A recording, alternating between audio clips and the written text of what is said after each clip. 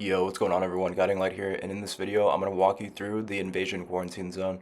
So this is a brand new mission in Season 1, and it's going to be one of the storyline quests. It's also a really nice mission to see in the first Descendant because it's one of the first sort of little raids or actually challenging missions we have where you have to complete a small puzzle to get through it. So in order to complete this, what you want to take a look at are those three symbols on the door that I pointed out at the beginning of the video. And once you stand up on the upper platform, it will reveal the discs locations, so you want to go and charge these up. Once you've activated the proper three, it will let you through the door. You just have to survive the waves of enemies at the same time. Now the first time you do this, you're going to have to go in solo.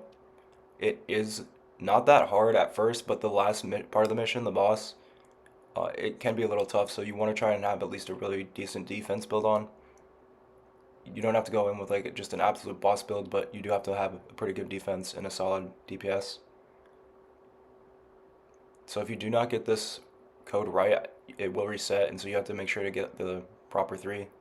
Now, if you ever can't remember where the discs are or which ones are the right locations, you can go back up top and it will reveal all the locations again. So after you get through the first room, it's not too tough, but the second room I did struggle with for a few minutes just because I was trying to figure it out, and there was quite a few enemies as well. Now in the second room, there's a bit of a mechanic you have to deal with because there are enemies that are going to come around and they're actually going to reset the platforms. So the second room is pretty much the same as the first, but just a bit more complex. There's going to be a few more platforms, and there's way more enemies as well. So this part can be a little tough if you don't have on an AoE ability. So replenish your ammo, and then it's going to be the same thing as the first room where you have to match up the three codes. As you can see though, there's a lot more platforms this time, and then the enemies will be much tougher. And when you go up top, it will reveal the locations of the pattern that you need to basically code in. But in this room, the code can reset, the pattern can move around, and when you're defeating the enemies, you're going to see these enemies pop up with the exclamation points above their head. If these go to the platforms, it can reset the digit, and then it can also take away your progress for the charge. So I did struggle for a few minutes to get all three charged up while dealing with the enemies and trying to figure out where the symbols had rotated to. So it's a little bit much at first to keep track of, but so long as you can stay alive, you have an unlimited amount of attempts to go and get this done, so it's not too bad.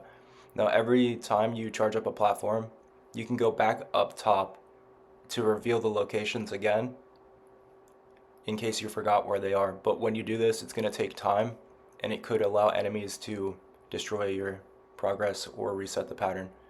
Now all the enemies won't reset the pattern, but the ones with the exclamation points above their head, they're called the device managers or the control managers. When those enemies go near, it will reset it.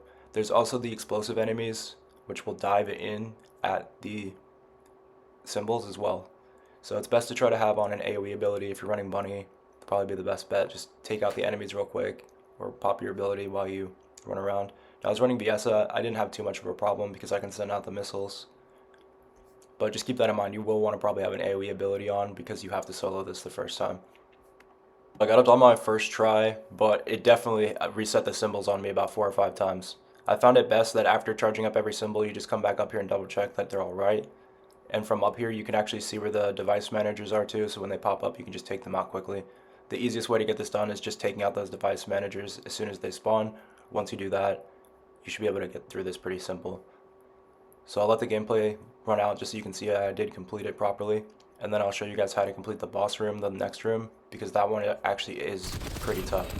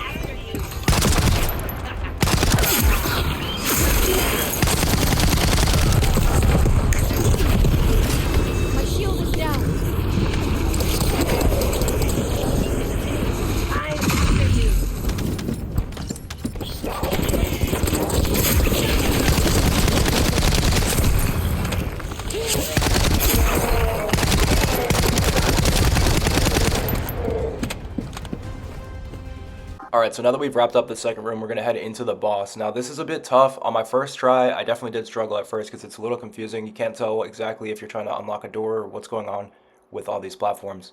Now, keep in mind, this boss does a lot of damage. He's going to send out these sort of like missile attacks. If you remember the Magister Lab mission, it's pretty much the same guy, but this time he has an infinite shield, so you can see those little solar blasts or those fire blasts coming at me.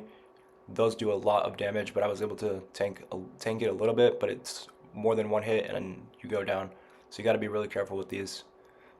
Now you may be wondering why the boss is immune or how it is you're going to do damage with these plates on the ground. Now very quickly, it's a bit weird at first, but if you take a look at the boss, he will have a shield on him, and that shield's going to have a specific color. Now every 30 seconds or so, the boss's shield color will change, and depending on the color of his shield, depends on the platform you have to stand on. So here's a quick look at where all these different platforms can be located. As you can see, there's like 5 or 6 different colors. So I didn't have it figured out at first during this portion of the gameplay. So as you can see, as a yellow shield, I would have had to have gone and stepped on this yellow platform. It took me about a minute or so to figure it out, but I'll show you guys the gameplay of me completing it very quickly. Now once the boss's shield goes down, you're going to have a yellow bar pop up. I believe that's his timer about how long it's going to take for his shield to go down. Now luckily the boss really doesn't have a lot of health. I have a really good weapon on, but regardless, I'm sure by now you guys have pretty good weapons. You do have to watch out for the ads that spawn in, so take them out or pop one of your AoE abilities if you have it. And then once you do this, you should be able to take down the boss in about 2 or 3 clips. So it wasn't really too crazy, but with all the ads spawning in continuously, you do need to find a nice safe spot to try to shoot from. Now after this, a cutscene will play, so if you don't want it spoiled, you can turn the video off now, but I will let it play in case you want to go back and watch it again. Peace.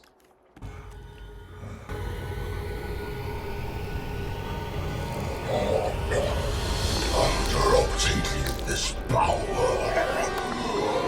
how could you use it in a place like this?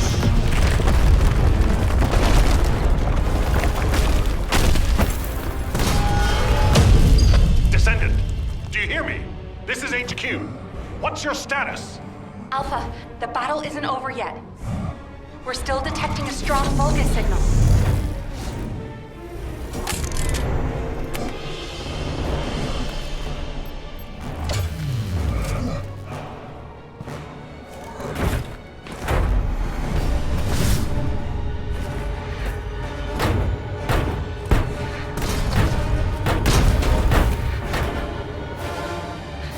The Vulgus assault ship is moving toward a nearby zone. The commander's retreating. If we lose him, we lose any intel.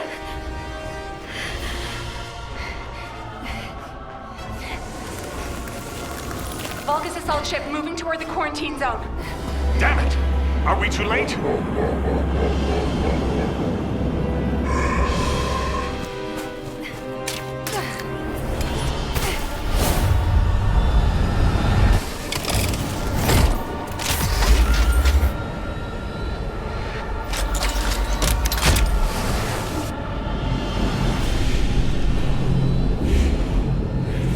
Checking gun barrel, loading magazine.